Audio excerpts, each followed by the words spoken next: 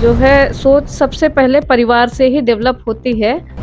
समाज की जो सबसे छोटी इकाई है वो परिवार होती है। आप अपने सम्मान में स्वाभिमान मंच मैदान में अच्छा, कह सकते हैं कि स्वाभिमान मंच ने सामाजिक कार्यों में जो एंट्री ली है वो अपनी बहन बेटी के सम्मान और सुरक्षा के लिए ली है और हम अभी तक उस कार्य को अनवरत करते चले आ रहे हैं। तो शिक्षा दीक्षा से लेकर के हर कार्य जो हमारे बस में होता है, जो हम कर सकते हैं, वो करते हैं। समाज में बराबरी का जो अधिकार रहता है वो कोई देता नहीं है, अधिकार देने वाली चीज नहीं होती है, अधिकार आपको स्वयं लेना पड़ता है। Risky reporters TV. रिस्की और जोखिम की खबरों से आपको हमेशा मुखातिब कराता हूं, लेकिन आज रिस्की नहीं, समाज के अंतिम व्यक्ति के लिए, हमारी बहन बेटी के लिए काम करने वाली समाज सेविका जो अपना एक स्वाभिमान मंच चलाकर हजारों लोगों को अब तक सेवा दे चुकी हैं और आज हम उनसे खास बातचीत करेंगे उस मंच के बारे में और आपके जीवन के बारे में। तो पहले तो आपका हमारे चैनल में बहुत बहुत स्वागत है मैम। धन्यवाद, आपका भी और सभी दर्शकों का आभार है। पहले तो मैं चाहूंगा कि आप हमारे दर्शकों को अपने बारे में बताइए और साथ में ये भी बताइए कि आखिर जहां भारत जैसे पुरुषवादी समाज में महिलाओं के लिए चौखट लांघना बड़ा कठिन चीज होता है, उस जगह पर आपने इतना पहाड़ जैसा चीज सोच कैसे लिया? इस सवाल के जवाब में मैं सबसे पहले अगर किसी का धन्यवाद करूंगी तो वो मेरे पिता रहे हैं, क्योंकि उन्होंने हमारा परिचय पहले हम कहेंगे दे दीजिए। जी, मैं डॉक्टर गार्गी तिवारी, राष्ट्रीय अध्यक्ष स्वाभिमान मंच और लखनऊ में रहती हूँ। और जो सवाल अभी पूछा है भाई साहब ने, उस बारे में यही कहूँगी कि ये जो है सोच सबसे पहले परिवार से ही डेवलप होती है। समाज की जो सबसे छोटी इकाई है वो परिवार होती है। आप अपने परिवार से ही अपनी बच्चियों को जब इस तरीके से शिक्षा देंगे, तो पिताजी ने हमसे एक बात कही थी कि आप एक अपना निर्णय लीजिएगा और अगर आपको लगता है कि आप सही हैं, तो मैं भी कहूँ तो बदलिएगा नहीं। तो मैंने ये निर्णय लिया और इसी को आप मेरे परिवार का सहयोग भी कह सकते हैं। नहीं, जैसे पिताजी ने कहा कि जब कोई निर्णय लेना तो बदलना नहीं। मैं बाप हूँ, मैं भी कहता हूँ तो बदलना नहीं। आपने डिसीजन ले लिया, लेकिन डिसीजन के पहले आप ये बताइएगा कि इसके पहले का आपका जो दिनचर्या या जीवनचर्या रहा, क्या कर रही थी आप, शिक्षा दीक्षा आपकी कहाँ से रही, इसको बताइएगा। तब हम लोग सीधा तब लोक मंच की तरफ बढ़ेंगे, पहले इधर इसको जान लिया जाता है। तो मेरी शिक्षा दीक्षा सुल्तानपुर से ही हुई है। हाँ। और मैंने पीएचडी किया हुआ है इंग्लिश लिटरेचर में और उसके बाद मैंने सिविल की तैयारी भी की है। अच्छा, सिविल की तैयारी भी आपने किया है? कहाँ से किया था? इलाहाबाद से। अच्छा, इलाहाबाद से आपने किया था। तो सिविल की तैयारी आपने इलाहाबाद से, और कोचिंग भी नाम बता दीजिए, हो सकता है कहूँ हमरे जाने वाला न मिल जाए। मैंने ध्येय में कोचिंग की थी। ध्येय आईएएस से किया था ना। अब देखिए, ये बड़ा सौभाग्य है कि जो साक्षात्कार ले रहा है वो भी ध्येय आईएएस वाला ही लड़का है और आप दे रही हैं ध्येय आईएएस। तो इसके बाद भी हमारा अब जो ये इंटरव्यू के अलावा भी हमारा रिलेशन हो गया। हम ध्येय परिवार से हैं। ध्येय परिवार से आज जुड़ी, आपने सिविल सेवा परीक्षा की तैयारी की। देखिए, वहां भी बहुत बड़ा ख्वाब होता है। एक बच्चा जब सिविल सेवा परीक्षा की तैयारी में आता है तो उसके सपने बहुत होते हैं। आप मतलब ये कठिन चीज, बड़ा कठिन निर्णय आपके लिए रहा होगा। कैसे आपने तैयारी से विरक्त हो गई? मैं तैयारी कर रही थी और जो है 2014 तक लगभग मैंने तैयारी की थी, लेकिन उसके बाद हमारी रुचि सामाजिक कार्यों में हुई और ये थोड़ा-सा एक जब आप सिविल की तैयारी करते हैं, हाँ। तो ये कह सकते हैं कि आपका एक्सपोज़र भी बहुत अच्छा होता है। हाँ। तो आपकी सोचने समझने की क्षमता भी अच्छे से विकसित होती है। ये कोई ज़रूरी नहीं कि आप आईएएस बनेंगे या आप कुछ बनेंगे तभी आपकी वो क्षमता विकसित होगी। पढ़ाई करने से ही क्षमताएँ विकसित होती हैं।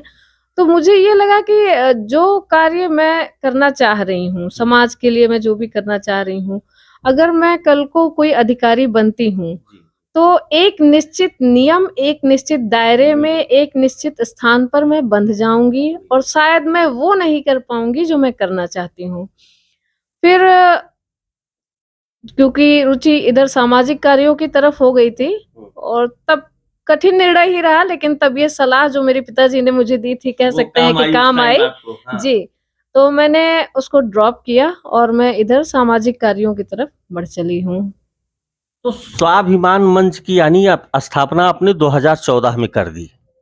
जी, कह सकते हैं कि हमने 2014 में कर ली, क्योंकि हमने रजिस्ट्रेशन बाद में करा है, लेकिन 2014 से 14 से जब आपने शुरू किया तो 14 ही माना जाएगा। 2014 से ही हमने काम अपना शुरू कर दिया था और एक अच्छे स्लोगन के साथ, चूंकि मैं एक महिला हूँ, तो एक उस समय एक बड़ा मुद्दा हुआ था दो विपक्षी पार्टियों के बीच में। तो उसमें एक भाजपा की प्रसिद्ध नेत्री, कह सकते हैं, मैं नाम भी ले सकती हूँ। अरे बिल्कुल, आप कोई राजनीतिक मंच से जी, तो है नहीं, आप तो बिल्कुल नाम ले उसमें सकती हैं। स्वाति सिंह जी ने अपना पहला स्पीच स्वाभिमान मंच के बैनर तले दिया था और उस समय ये स्लोगन था कि महिला के सम्मान में स्वाभिमान मंच मैदान में। अच्छा, ये नारा आपने जब स्वाति सिंह के ऊपर इस तरह का आरोप लगा था, तो इस नारा आपने दिया, उसी टाइम भाजपा ने भी एक नारा दिया था, महिला के सम्मान में भाजपा मैदान में, ये था। और आपका नारा क्या था? महिला के सम्मान में स्वाभिमान मंच मैदान में। अच्छा, स्वाभिमान मंच ने यानी कि तैयारी से आप विरक्त हुई और स्वाभिमान मंच ने दमदारी से बहन के लिए अपना, आप कह सकते हैं कि स्वाभिमान मंच ने सामाजिक कार्यों में जो एंट्री ली है वो अपनी बहन बेटी के सम्मान और सुरक्षा वहाँ के से। लिए ली है और हम अभी तक उस कार्य को अनवरत करते चले आ रहे हैं। तो अगर आप बहन के लिए मैदान में उतरी थी, तो क्या स्वाति दीदी मंच तक आई कब हो? हमेशा आती हैं, स्वाति दीदी का भी सहयोग रहता है और दया शंकर सिंह जी का भी काफी सहयोग रहता है अपने संगठन को। जी, बिल्कुल रहता है।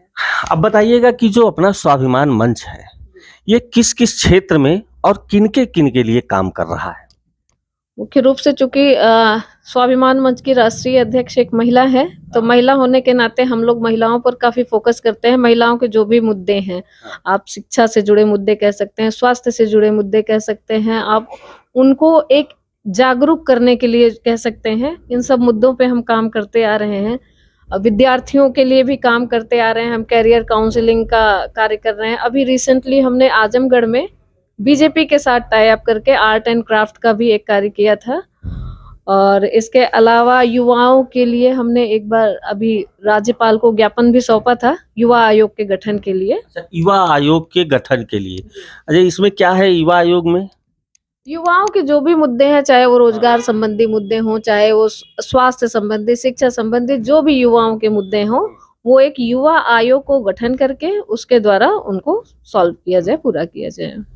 अच्छा, स्वाभिमान मंच, देखिए रिस्की रिपोर्टर जो है, इसका भी जो टैगलाइन है, आवाज वंचितों की।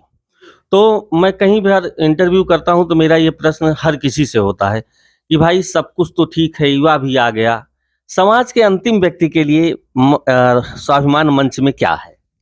हम ऐसा महिलाएं हैं या जो है युवा हैं या वृद्ध हैं या समाज का कोई भी व्यक्ति, समाज का अंतिम व्यक्ति, समाज के जो भी शोषित और वंचित तबके हैं, हम वहां तक जाते हैं। हम किसी भी तरह की मदद, कानूनी मदद हो या आपकी शासन प्रशासन के तौर पर मदद हो, ये कह सकते हैं कि आपकी आर्थिक मदद हो, आपकी शिक्षा दीक्षा से लेकर के हर कार्य जो हमारे बस में होता है, जो हम कर सकते हैं, वो करते हैं।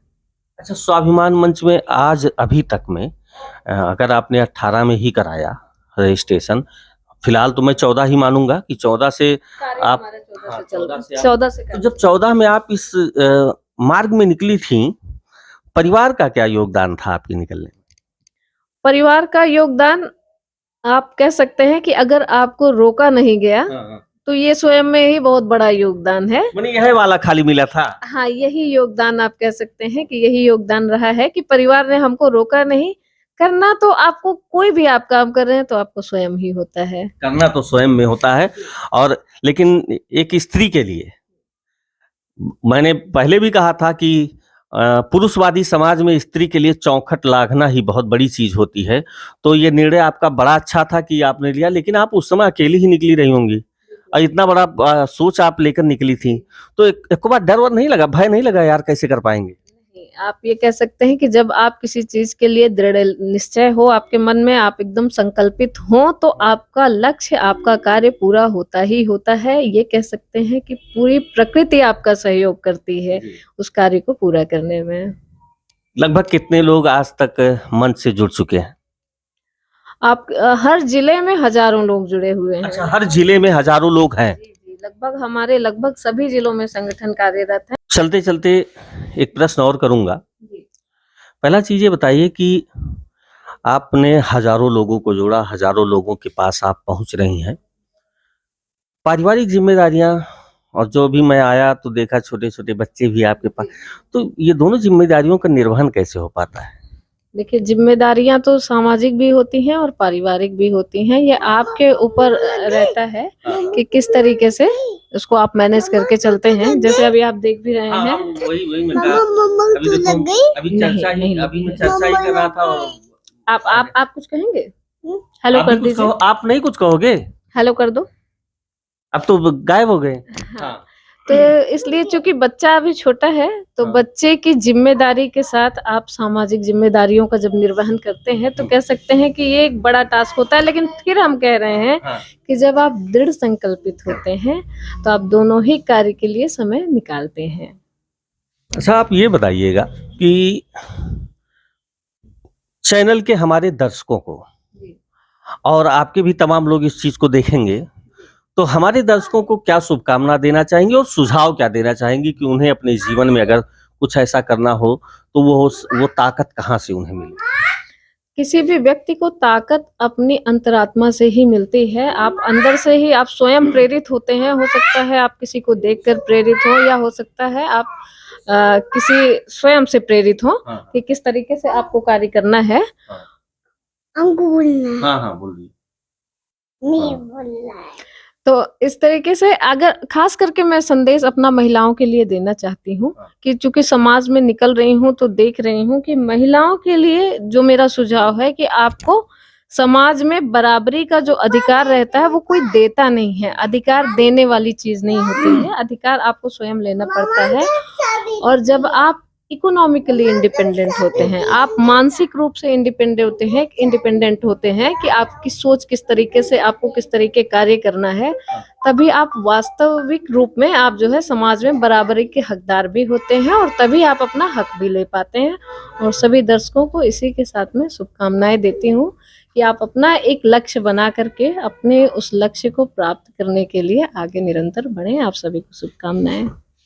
तो अभी आप सुन रहे थे स्वाभिमान मंच की राष्ट्रीय अध्यक्षा डॉक्टर गार्गी तिवारी जी को, और ऐसे ही साक्षात्कार देखने के लिए आप चैनल को लाइक शेयर सब्सक्राइब करना नहीं भूलिएगा। और एक मोटिवेशन जो मैम को दिखाने पर आपको भी मिलेगा कि असंभव कुछ भी नहीं है यदि हम ठान लेते हैं। दृढ़ संकल्प अगर हमारा होगा तो मंजिल कोई दूर नहीं होती, वह मंजिल सबसे आसान होती है। एक महिला होकर अगर इन्होंने ठान लिया, आज हजारों लोगों को मंच से जोड़कर और उन्हें रोजगार परक बनाने का काम कर रही हैं, तो ये हम आप क्यों नहीं, हम इस बंधन को कैसे अपने अंदर जिंदा रखें कि यार मैं नहीं निकल सकता या नहीं निकल सकती। अगर आप कर सकती हैं तो आप क्यों नहीं। इसलिए हर घर में इसे पहुंचाने की जिम्मेदारी आपकी है। कम से कम एक डॉक्टर गार्गी तिवारी नहीं, हर घर में क्यों ना हो डॉक्टर गार्गी तिवारी। जय हिंद, जय राष्ट्र।